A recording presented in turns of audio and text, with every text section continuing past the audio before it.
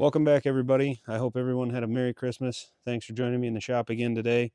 Today, we're going to try to get the countershaft bearing installed in our hub. We're going to try to get our end float on the countershaft set, and we're going to try to get the shift rails and forks installed. And that will pretty much conclude the main parts that I need to have assembled before I can install the transmission. So before I get into all that, I just want to take a few minutes and say thank you from the bottom of my heart. The support and the views and the comments that you guys have been leaving, I really do appreciate that. And I appreciate if you've been following along through this whole series. I know that this is not for everybody working on tractors, but those of you that are interested, I do really appreciate it. So thanks again for joining me, and let's get into it today. So as you can see, we did get the correct bearing cup this time. It is a Timken bearing cup JM511910, which is what we removed. I am using genuine Case IH bearings for this. I like the CNH bearings. They're all Timkens, SKFs, big name brands. Usually they're Timkens. So I think they're about as good as money can buy. So we're going to go ahead and get that installed in here so we can get into the rest of this.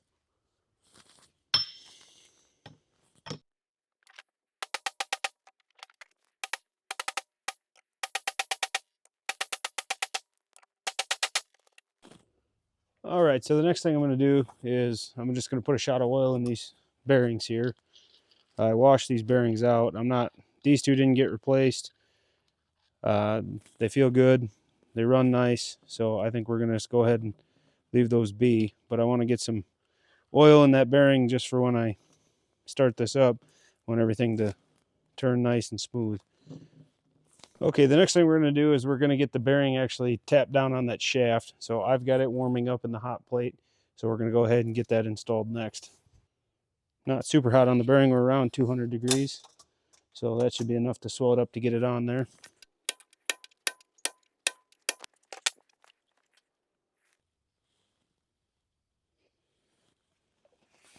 Almost forgot the secret sauce again.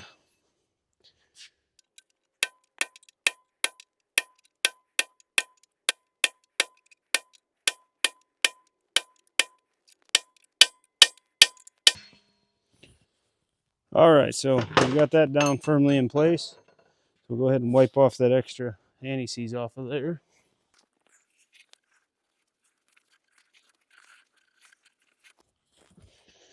I'm just going to shoot a little oil in these bearings.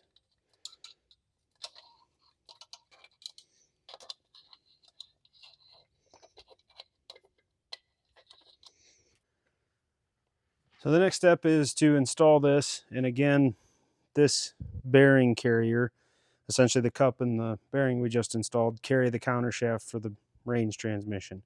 So when we're doing this, we need to shim this just like we did the master clutch hub for the input shaft. So again, you want to start with clean surfaces. Hopefully you can see that there's some oil and there's a grit all over these shims. So we're going to just go ahead and wipe those down with some acetone quick, and then we'll go ahead and get them measured and get them installed. And hopefully this one is close, as I don't have any additional shims to put in this one. I can get some if needed, but I did not get any, anticipating we wouldn't be too far off here. So you probably noticed my micrometer in the last video. It's a JT Slocum company. It's actually an inch fractional micrometer. She's an oldie but a goodie, so it still checks out on the standards well, and I trust it. So that's the one I like to use. What I'll do to start out here, I'll take all my shims together.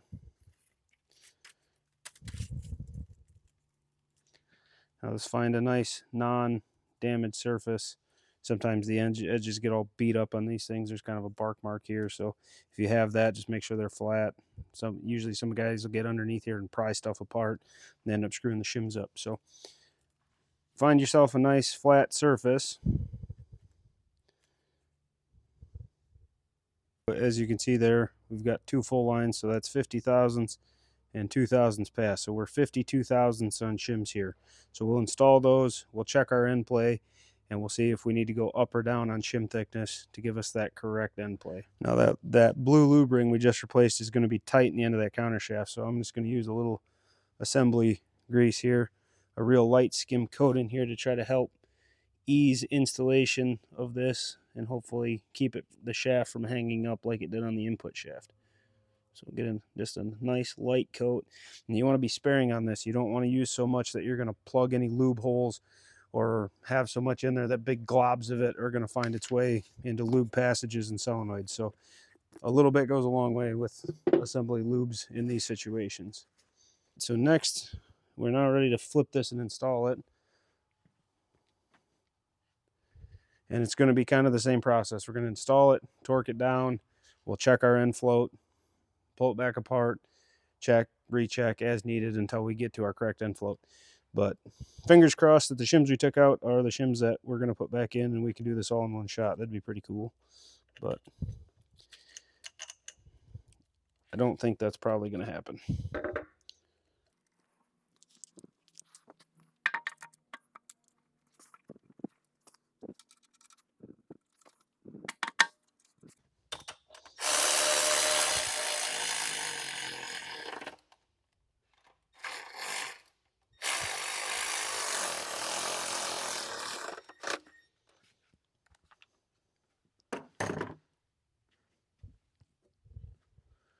And now I can get at this top bearing. I'm going to squirt a little oil in him too, just to make sure.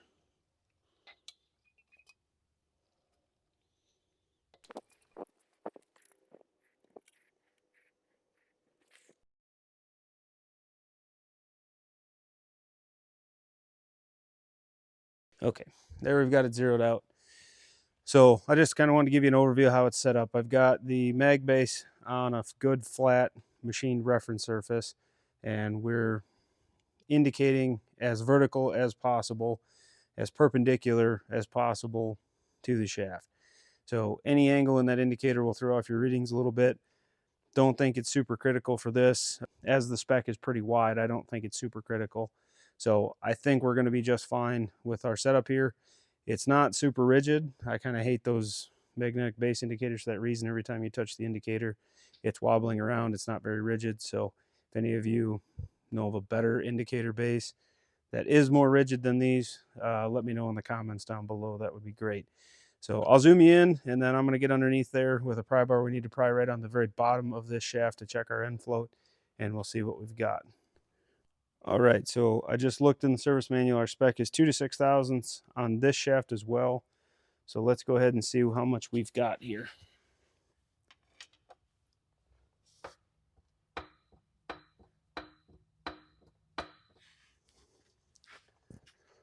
Okay, hang on a minute. I've got the indicator in the wrong place. Obviously, the counter shaft is going to float underneath of that. So let me reset this up and I'll get back with you. So what I did wrong there was that gear, we've actually already checked the end play on that assembly previous to installing it. We've made sure that we've got the proper end float because there's its own set of tapered bearings in this gear, because this just is an idler gear. This is what drives the hydraulic pump. So I actually need to indicate off the back of the shaft. So I'm going to go ahead and lay this down. So there's these nice big flat machine bosses on the bottom. So I'm just going to take the whole transmission and tip it forward onto its bottom, which will lay the shafts in there as they will be in the tractor. And then I can go ahead and check my end play on the backside of that shaft. And then I can also do my shift fork installation. I think it's going to be easier laying down than it is going to be standing up like this, because all the shift collars have fallen to the bottom of whatever slot they're in. So I think it's going to make my life easier for the next couple steps anyway. So I'm going to go ahead and get a couple lift eyes in a chain and I'll lay this down.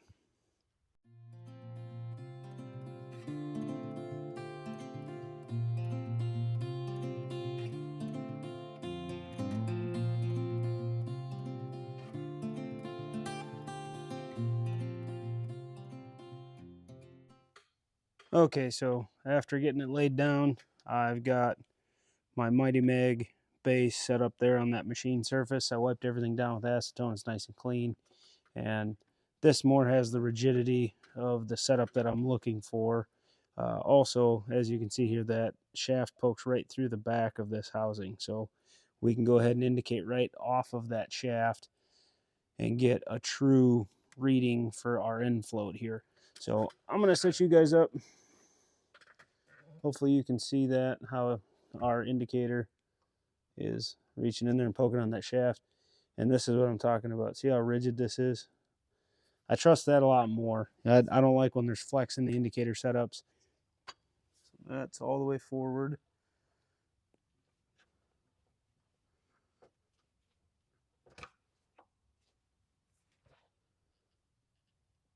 So that's about 7 thousandths that direction.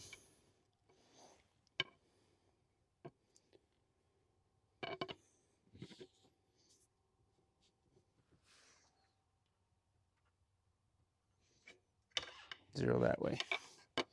So we're not too far off. Back forward. And again, I mean, I'm putting pretty good pressure on it there. So I'm getting about 7 thousandths if I really crank on it. That only shows 6.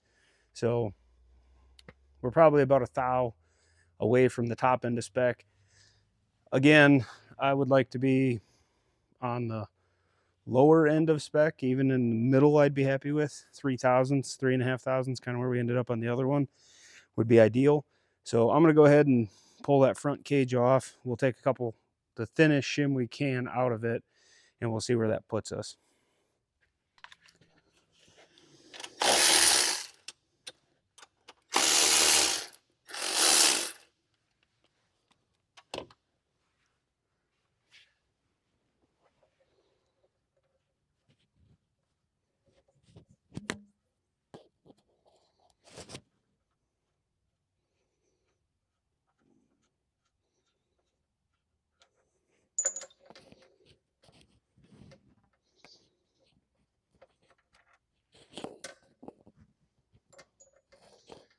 So when I pull this out, that shaft is actually going to fall down in there. Like that. So now when I go back together, I'm going to have to make sure I pick that shaft up and get it back in its home before I install this. Hopefully you can see there. Looks like we've got a 4,000 shim in there. So I'm going to pull that out. We were at 7-ish. If I pull 4 out of it, that should put us 3-ish. Let's hope it works that way and that we're right in spec.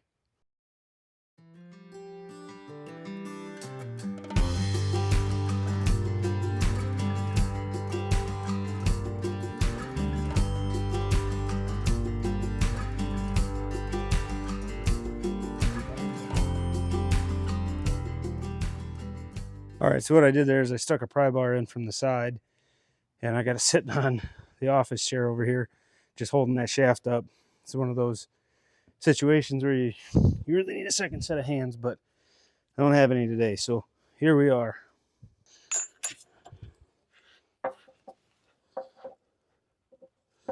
Let's see if we can, so I can come around the side here and raise my shaft up the rest of the way so I can get this in.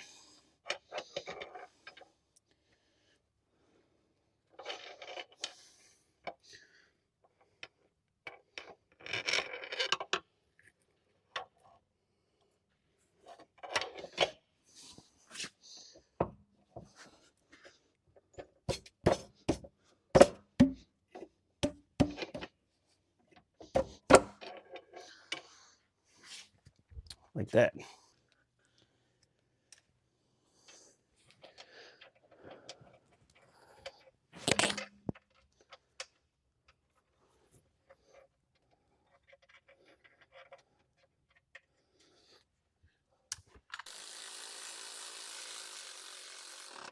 Again, I'm not using this as anything other than a way to run the hardware down so I can put the torque wrench on it. Okay, we're right at 45 foot-pounds, which is what the book says we need to be for checking this. We'll torque this in a cross pattern.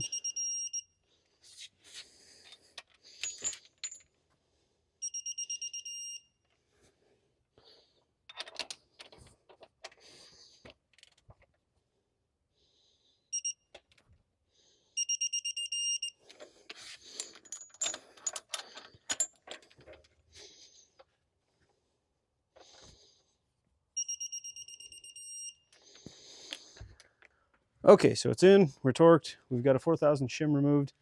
So let's go ahead and see how much end play we have now. All right, so first step is we're going to jostle this shaft as far to the rear of this housing as we can. We're going to make sure that we're zeroed out here. We're just a shade off here, so I'm going to fix that. So we're right on 0. And now we're going to go behind the back bearing, and we're going to pull forward.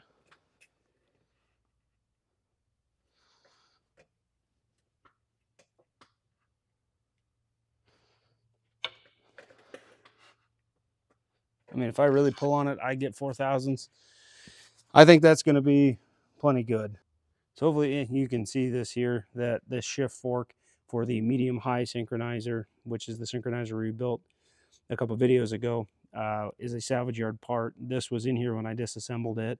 So there's some writing on a couple of the gears too. So at some point, this transmission has had a gear in this fork replaced. The fork actually looks in good shape. These little copper liners, Brown's liners, whatever they are, they're right on the synchro hub, look really good. Don't show excessive wear. Don't see anything wrong with them, so I'm comfortable running those. I did mark everything when I took it apart. So like this one, you can see it says 1 up, and then half of a 1 where I screwed up the number punch. But it's shaft number 1, and this side is up. So I'll go ahead and get this one installed so I can remove these 2 binder clips holding my synchro cans together. The second shift fork was damaged when I pulled it out of this transmission. So the way they do this is there's a set screw under a set screw, and that's what actually holds it to the rail. So as you can see, there's these long set screws. They go all the way down in this deep hole and pin this to the shift rail, and then another set screw goes on top and locks it in there. And somebody has, on the other shift fork, has pounded something in here that was too large and broke the set screw. So they've actually taken the end of this set screw and expanded it in the other shift fork. So I did get a replacement fork, but I do not have a replacement rail for the other shaft. So I'm going to have to get that apart, and hopefully I can save the original shift fork. That would be great. If I can't, like I said, I do have a replacement, and all I really need is the rail. So if we have to get ugly with it, we will. Let's go ahead and get this installed and see how everything turns. Once this is in and I can remove these binder clips, then I should be able to spin this transmission. Those binder clips, I didn't want to fall off there because I didn't want to have to realign all those clutch plates in the synchro hub if I didn't have to. There's a special tool for that, but like we talked about in the video when we rebuilt it, that is the one piece missing from that kit that I have. So these work. It's just kind of a pain in the butt. All right, so hopefully you can see there that the shift fork rail I've got partially slid in. That actually comes back to this hole, and a ball and a detent sit behind this cover. This ball and detent that go in this hole give you those 3 positions on that shaft. So this slides over that. So I'm going to go ahead. I've got it cleaned up. We go ahead and put some oil in these pads. Make sure everything's lubricated for when the day comes that we do start this beast. So I'm just taking a socket that fits over the shaft here, and I'm just going to put this on here and shove that retainer clip all the way down. And it doesn't need to be super tight. It only performs a function while you're installing these. Once it's installed, it's captured. It can't come out of there. So I'm going to slide you over. We both can't be in the way here, so I'll slide you over to give you the best view I can while I install this. Hopefully you can see what's going on. So I pulled the binder clips out. I slid the fork in, and I've got the rail through it holding everything together. So now we can spin this transmission and see how everything sounds. And to be honest, it sounds great. So the next thing I got to do is I got to get this little cross drilled hole lined up with this hole in the rail. And then, like I said, hopefully you can see that these 3 will be inside the casting lined up with this hole, and that's where a ball and detent go. And that's what gives you your detents on the shift levers in the cab. So we're going to wiggle this on through and get it lined up here like that.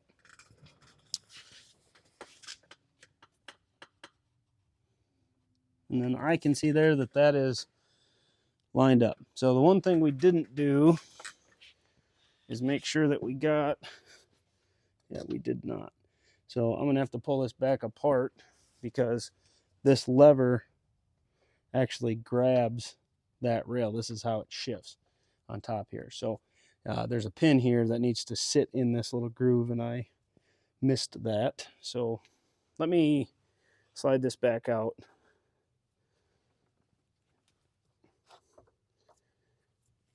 Hopefully I can do this without dropping anything.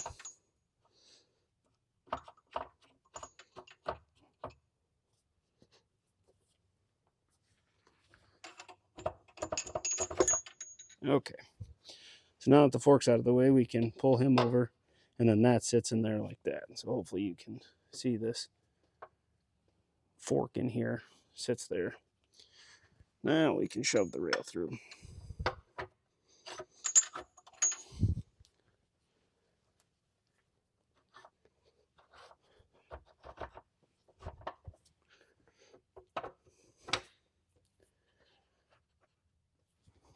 Okay, so that's basically installed. We got to install this set screw. I'm going to clean it up. We'll Loctite that one in, and then we'll get the top one in. But moreover, I wanted to get to this point so I could feel how everything is going to work. And it feels really, really good.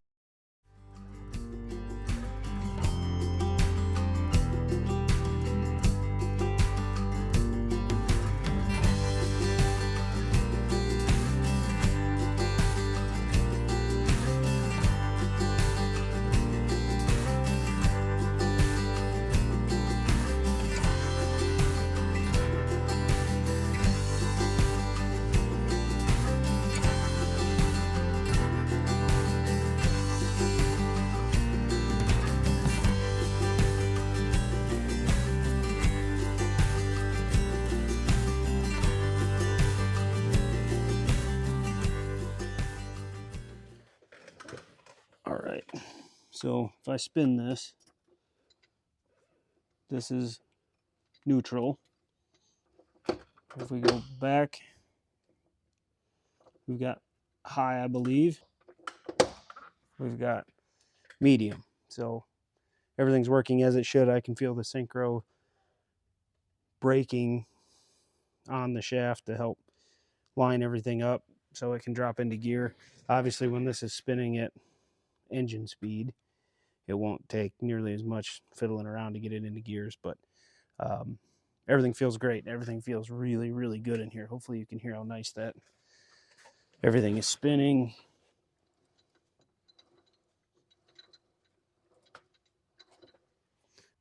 All right, so hopefully you can see that set screw down in there, and you can see how it's broken at all the corners. And the only way I can think that might have happened is somebody pounded a hex bit in there that was too large, or they used the wrong size and turned it, and it sprung the end of that set screw. So this shift rail is currently locked to this fork, and I really need the rail. Like I said, I have a replacement fork, but we're going to do our best to get that out and save it. This rail's in pretty good shape. This fork rather is in pretty good shape, so I would like to reuse it if possible. So we're going to see what we can do here. We're going to start by trying to drill this out. Typically these set screws are super hard, so I'm not holding my breath for a lot of success there, but we're going to see how it goes. All right, so I've got a left-handed Cobalt drill bit in the chuck here. We're going to start by trying to get a pilot hole started here. So we're not even making a dent in it. I was worried that might be the case. If I can't get any success here, there's just a little pin of steel that goes down through there. I might just put it in the press and shear that set screw off and pull the rail out, and obviously then I'll have the rail to use and just take that plug of steel out, and then I might be able to drive this down into it. But let's see. Yeah, there's absolutely zero chance of getting a bite on that, so this is not a good situation. So I think let's maybe try to press it out of there. It's just a little pin, so if we could just press it and shear that off, I think that might be the best. All right, so let's put a little pressure on it. I'm gonna stand not close in case that cast iron fork decides it wants to come apart. So let's put a little pressure on it and see what happens here.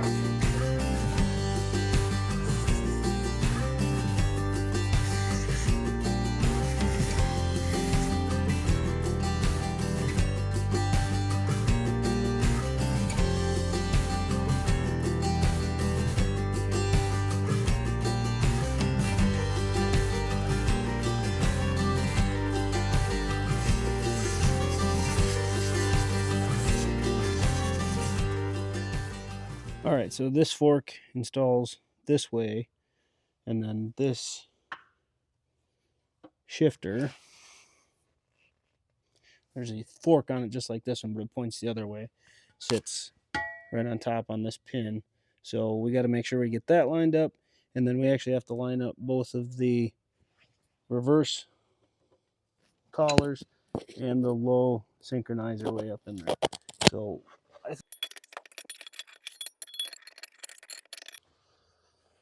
all right, so we've got this rail slid forward to give us some room to get this one in.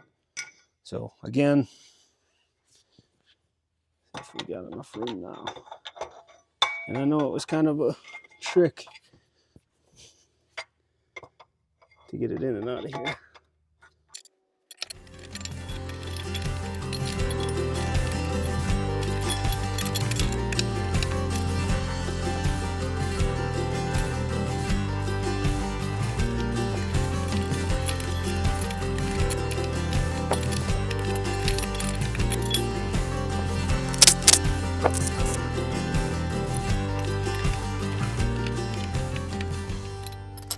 Okay, so we got it started on top there. So now we'll get our reverse collar in.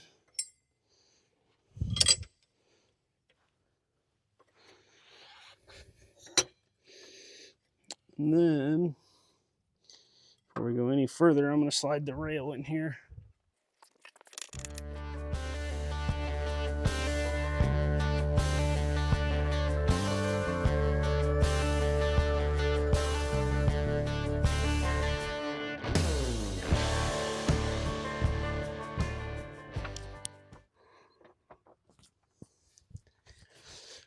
All right, so now that fork is slid in there, we'll have to go ahead and put our front bolts back in to hold the two together, of course, and get those tightened down like that. And then we got to get this set screw lined up with the rail and tight, and then we can reinstall our number one shift rail. All right, so that concludes our video for this time. I did get both rails installed, got everything in and shifting. So everything got buttoned up really nice. So I really appreciate you joining me again, and I hope to see you in the next one.